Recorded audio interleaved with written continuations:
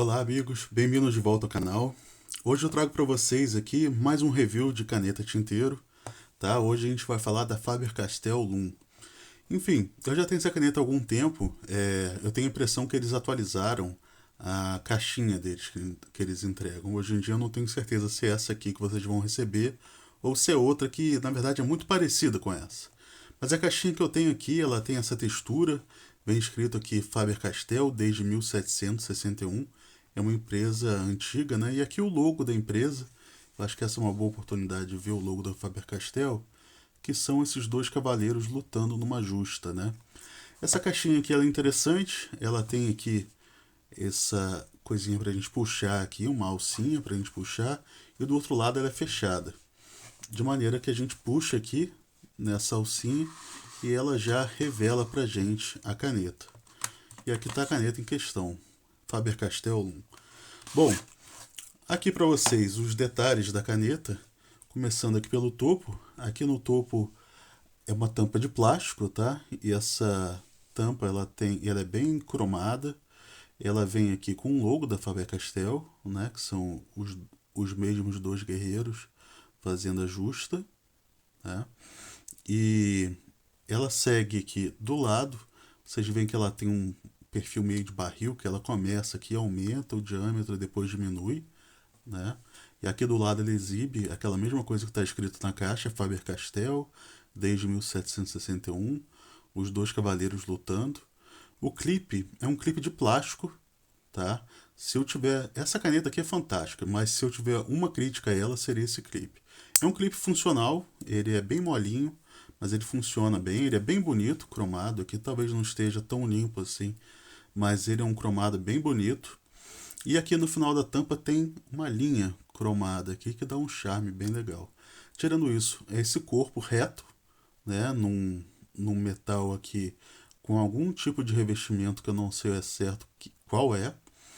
E aqui no final ela termina com essa depressão aqui, uma reentrância aqui, mas sem nada além disso. Aqui parece que essa peça, essa reentrância, ela é uma peça à parte, que ela entra aqui no final do barril. Ela tem uma tampa de encaixe, a tampa desencaixa. Ao encaixar, ela tem um clipe satisfatório, um clique satisfatório, viu? E ela fica bem presa. Bom, mas ela desencaixa para revelar uma seção que também é feita de metal, mas ela tem esses anéis aqui concêntricos, né, com a caneta, que servem para melhorar a pegada da caneta. Uma coisa diferente nessas penas da Faber-Castell é que elas não têm aquele furo no final da fenda, né, que serve como um respiro, mas ainda assim a caneta funciona muito bem. Como vocês podem ver, ela tem um M, que nesse caso significa que é uma pena média, e embaixo novamente o logo da Faber-Castell com os cavaleiros. Essa pena ela fica aqui nessa parte dentro de uma pecinha, um alojamento de plástico. E tem esse design com todos os furinhos que é um design bem bonito, né? Então a caneta aqui ela é assim, né? Deixa eu procurar o foco. Enfim, a caneta ela é assim, ela tem um bom tamanho. Vocês veem aqui, dá para usar ela tranquilamente sem postar, mas essa tampa é extremamente leve, tá? É uma tampa de plástico, ela é extremamente leve e ela encaixa, olha, super profunda, bem profundamente, encaixa super firme. Isso aqui não vai sair de jeito nenhum. De maneira que eu acho ótimo usar essa caneta postada. É muito boa de se usar ela com a tampa encaixada aqui atrás. Tá certo? Bom, vou trazer aqui para vocês umas comparações de tamanho, como sempre. Trago a minha imitação de Lamy Safari. Vocês veem que a Loom é um pouquinho mais curta do que ela, mas não é uma caneta pequena não, é uma caneta média. E aqui a Metropolitan, também uma boa caneta para comparação. Também um pouquinho mais curta que a Metropolitan, mas não deixa muito a desejar não. Particularmente eu gosto de canetas curtas. Eu acho que canetas muito longas elas ficam meio cômicas, né? Aquela coisa que você pega e ela tá sobrando um montão ali da sua mão. Eu gosto de canetas curtas e principalmente quando elas postam profundamente, como isso me agrada muito aqui na Loom. Tem vários reviewers, né, que já fizeram review aqui da Loom e eu acho que muitos deles recomendam essa aqui como uma caneta de entrada. Falando de... Bom, deixa eu trazer aqui as estatísticas da caneta. Aqui, como vocês podem ver, eu fiz algumas medições a mais. Explico já. Bom, Faber-Castell Lum, tamanho dela fechada assim, né? 129 milímetros. Aberta, 119 milímetros, ou seja, um tamanho confortável, bom. E postada, 151 milímetros. Até aí tudo bem. O diâmetro do corpo aqui, né, é de 11,8 milímetros. E vocês podem ver que ele segue reto praticamente até aqui a ponta, onde ele diminui um pouco.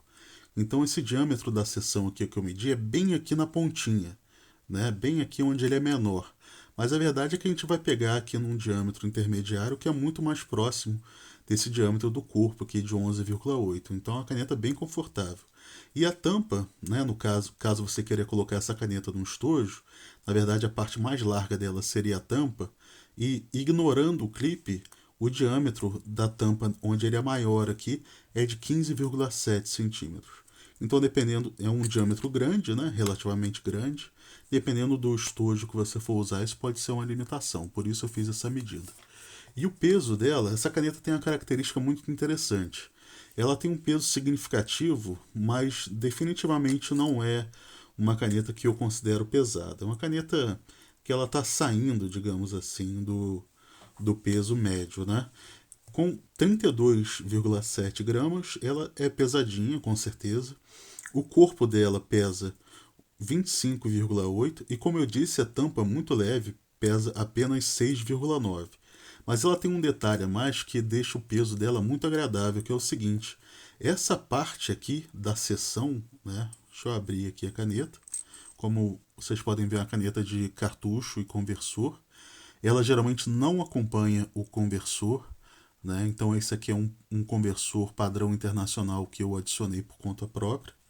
Mas o que eu queria falar para vocês é que essa parte, que é a seção mesmo da caneta, onde a gente segura, onde faz a empunhadura, ela é visivelmente, ela é sensivelmente mais pesada do que o resto. Então eu fiz essa medida, eu pesei aqui para comprovar isso, e realmente essa seção curtinha aqui, ela pesa 13,8, né, do peso total do corpo. Essa parte curtinha corresponde a 13,8 gramas e essa parte aqui mais longa corresponde a 10 gramas. Então vocês vejam que realmente o peso dela, ela fica concentrado aqui na frente, e eu acho que isso contribui muito para a escrita. É uma caneta que puxa você para escrever com ela. É uma caneta muito boa. Bom, como eu disse, essa aqui lá fora ela é considerada uma caneta de entrada, né? Porque lá ela custa em torno de US$ 40 e tal. E aqui no Brasil, infelizmente, ela é muito difícil de achar, né? Eu acabei de revender essa caneta aqui usada, né? Mas como vocês podem ver, em excelentes condições, né? Tá em condição de nova ela, até porque ela é uma caneta muito difícil de se machucar, ela é uma caneta muito resistente. Mas eu acabei de vender ela em condição de nova por R$ 250, né? Usada, mas em estado de nova. E eu fiz uma pesquisa para ver onde que eu poderia comprar uma caneta como essa, né? E eu vi que no Mercado Livre tem apenas uma oferta de caneta dessa Faber-Castell 1, mas é o acabamento Gunmetal, que na verdade é um acabamento bem mais caro, e ela está saindo por R$ 580. Eu procurei a Lum normal e só achei uma à venda, uma caneta, uma Lum dessa com uma tampa branca, por R$ 385 no Shoptime. E no eBay é onde a gente acha um pouquinho mais de variação. Achei algumas poucas ofertas por 250, já considerando frete, né, considerando o preço da caneta mais o frete, por R$ 250. Mais algumas canetas você acha com um pouco mais de facilidade, na ordem dos 300, e daí rapidamente os preços disparam, considerando frete, para mais de R$ 500 e tal. Enfim, é uma caneta muito boa, mas que infelizmente ela parece de difícil acesso para nós brasileiros. Essa caneta ela era muito mais disponível antes, eu não sei por que ela está sumindo do mercado, né? Mas essas foram as pesquisas que eu fiz, vamos ver ela escrevendo, né? Bom, eu vou entintar ela aqui para vocês com a Pelican 4001 preta, né? E eu já adianto para vocês que as penas da Faber-Castell, elas são famosas por serem super suaves, né? Em inglês o pessoal fala o termo smooth, né? E aqui no Brasil existe uma espécie de tradição de traduzir esse termo smooth como macia. Mas eu não gosto muito desse termo macia, não. Na verdade, eu acho que seria uma tradução mais literal seria suave, né? Aqui uma boa carga que conseguimos com ela. Deixa eu colocar logo a tampa. Enfim, mas vocês entendem que eu quero dizer que na verdade se trata ao fato dela deslizar no papel, né? Aquela escrita sem atrito, sem feedback. E as penas da Faber são famosas por isso, são penas maravilhosas que costumam chegar de fábrica, né, com pouquíssimo feedback, e essa aqui não é exceção.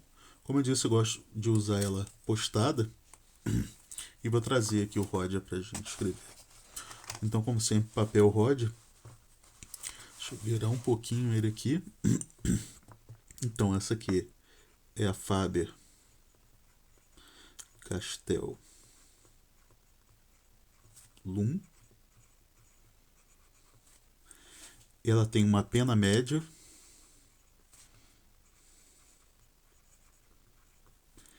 E essa pena desliza maravilhosamente. Como vocês podem ver, ela é uma pena média generosa, né? Essa aqui é uma tinta seca. Eu já testei ela com muitas tintas antes. É uma caneta que eu tive bastante experiência com ela. E ela se comporta muitíssimo bem com todas as tintas que eu testei nela. E ela mantém essa característica aqui de ser uma caneta com um M generoso, né? Vocês sabem que existe diferença entre as médias ocidentais e as orientais, né? E essa aqui parece ser uma média bem generosa, né? Eu nunca fiz nenhum tipo de alteração nessa pena, nessa caneta, ela nunca precisou, sempre escreveu muito bem. E aqui vamos escrever só. Talvez vocês consigam ouvir um pouquinho dela deslizando no papel. É muito gostosa escrever essa caneta. Tanto o peso dela, né, como eu comentei, que chama a gente aqui para frente, quanto o comportamento da pena no papel é maravilhoso.